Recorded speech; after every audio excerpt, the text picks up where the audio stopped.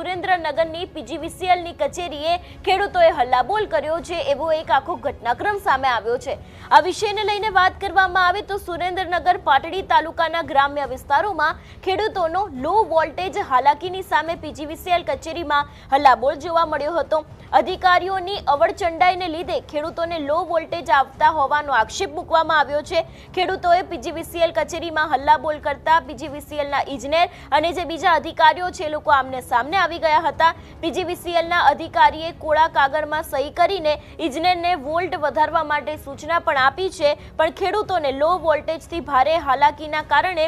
Motor મશીનો ચાલુ ન થતા ખેતીના પાકને નુકસાની થાય તેવી સંભાવના છે અને આ જ દરેક વાતને લઈને ક્યાંક ખેડૂતો દ્વારા પીજીવીસીએલની કચેરી પહોંચીને જોરદાર હલ્લાબોલ કરવામાં આવ્યો હતો। સૌથી પહેલા તો એ દ્રશ્યો ઉપર નજર કરીએ।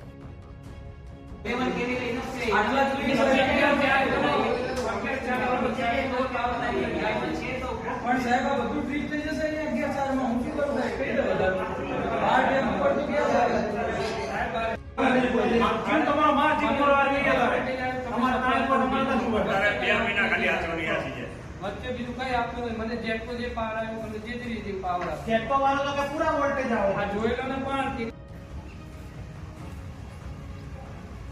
રામજીભાઈ તમે કહ્યું ને બે વાર લોડ શેડિંગ આવ્યું છે, બે વાર લોડ શેડિંગ આવ્યું છે એવું નથી, બે વાર તો તમને ગ્રુપમાં આવ્યું છે, કારણ કે માટે કેટલી વાંચો એટલે અવાજ મોટે જ બોલો સાહેબ શ્રી SKJY માં ઇન્જરી ટ્રિગર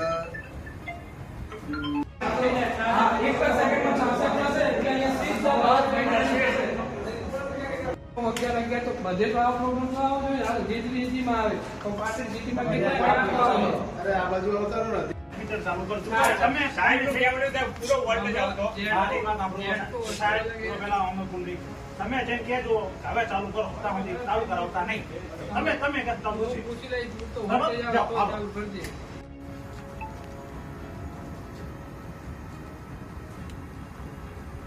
તમે જેટકો જેટકો વાળો આપણે જેટકો માં લાઈટ કાપવાની તો તમારું નામ છે કે પીજીવીસીએલ માં કહો